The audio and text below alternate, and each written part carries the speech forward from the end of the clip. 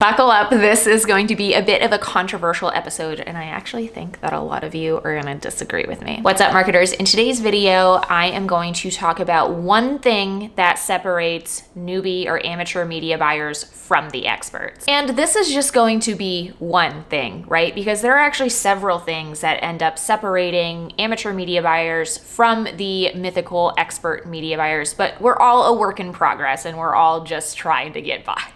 But this one specific thing stuck out to me recently on my favorite website, Twitter. And if y'all aren't on Twitter, that's where all the top media buyers are having these discussions every single day. So be sure to follow me over there so that you can see these conversations happening in real time. But my friend Cody, who heads up e-commerce at Jones Road Beauty, recently posted this question, and it was such a great conversation starter and is actually something that I tend to ask people who are interviewing for media buying jobs at Thesis to try to decipher if someone actually knows how to scale an account or not. So let's take a look at this question. Cody asks, hypothetically, what is the better ad? Ad A that has more spend, but a lower ROAS, a higher CPA, but more purchases, or ad B, which has lower spend, a higher ROAS, lower CPA, and less purchases. And as you can see here, most people said that ad B was the better ad, and I completely disagree. But before we dive into why I disagree, let's give you some more background info. The way that this would work in an ad account is that ad A and ad B would be in the same ad set. And again, ad A gets more spend and more purchases, but ad B is getting a higher ROAS and a lower CPA. So it looks like ad B is the better ad. And again, I love this question because it's the kind of question that really separates amateur media buyers from those who know how to scale or those who know how to optimize for scaling. But before we go into the reasons why that is, let's take a look at what some other people said.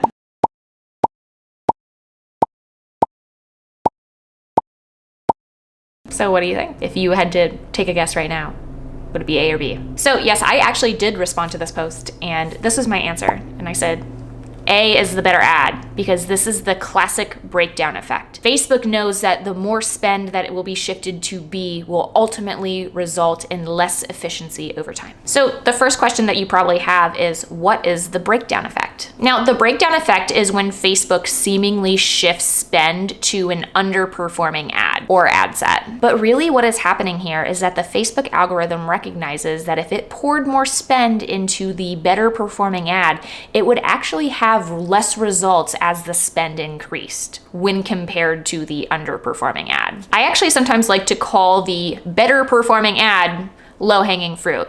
The spend is simply getting the low-hanging fruit from this ad or ad set. But again, if we were to pour that same type of money that is in the worst performing ad into the better performing ad, the results would actually be a lot worse with more scale. And that's because Facebook ultimately wants to push spend to what is more scalable. And that's what ads and ad sets can get the best results over time with more money. So again, what would almost certainly happen in the case that Cody showed us earlier, if we poured the same amount of spend into ad B, those results would ultimately be a lot worse than ad A, which is why the Facebook algorithm optimized to shift more spend to ad A, and that's why that is actually the better performing ad. Now, the caveat here is that the breakdown effect is really only applicable to brands that are beginning to scale. So if you're operating with minimal budget, say under 10K per month, you're probably ultimately going to be optimizing for those ads that have lower spend, but seemingly have better results, which actually could affect your performance over time. It's something you have to be really careful about, especially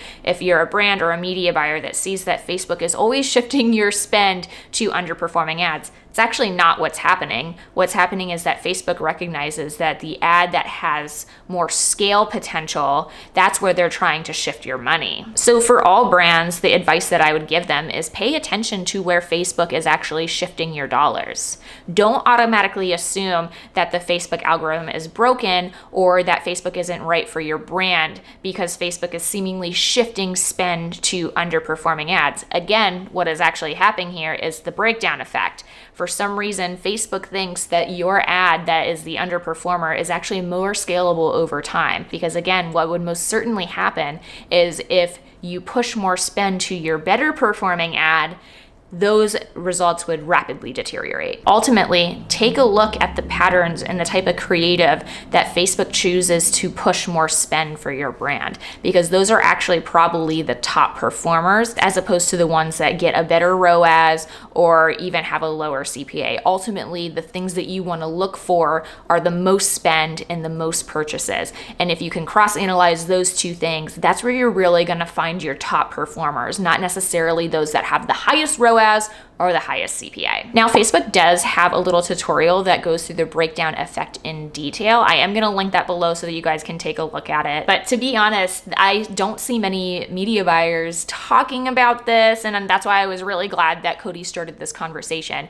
because I think it is something that I hear a lot from other brands or newbie media buyers. Why is Facebook pushing my spend to underperforming ads? It's really not. Those are the ads that are more scalable or deemed more scalable by the Facebook algorithm. And I'm going to be really honest, there have been times when I'm conducting creative tests and I see that a certain ad actually has a lot better results, higher ROAS, lower CPA, and it's not getting enough spend. And I'll actually turn off the ad that's getting the most spend.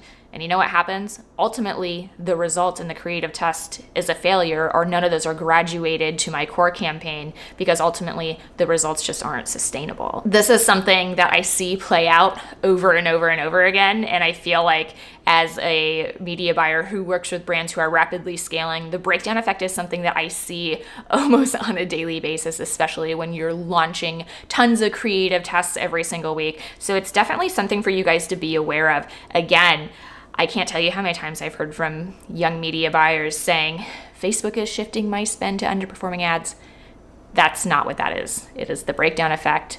And you have to be aware of that as a media buyer so that you know ultimately what types of creatives are scalable. Ultimately, you're going to have to look for the amount spent and the number of purchases. And those are the two things that I'd really suggest that you guys optimize your campaigns for. And that's it. This is a little short and sweet episode to break up our midweek. But I'm really curious about your guys' take. Which one do you think is the better ad?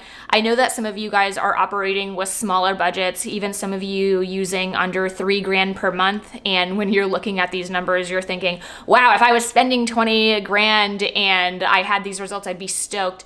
So really try to minimize the spend and the ROAS and the CPA to numbers that would make sense for your brand. And then you can see this come to life a little bit more. I've seen the breakdown effect happen for brands that are spending under 5K per month. And again, those are scaling rapidly to over 500K. So it's definitely something to be aware of. And especially as you guys are looking at new creatives to develop, be sure to take a look where Facebook is shifting your spend. That actually tells me that those are more of the top performers as opposed to the ones that get the higher ROAS. So I would actually start taking more creative learnings from what gets higher spend in your ad accounts. And that's it. Thank you so much, guys. I will see you on Sunday. Bye.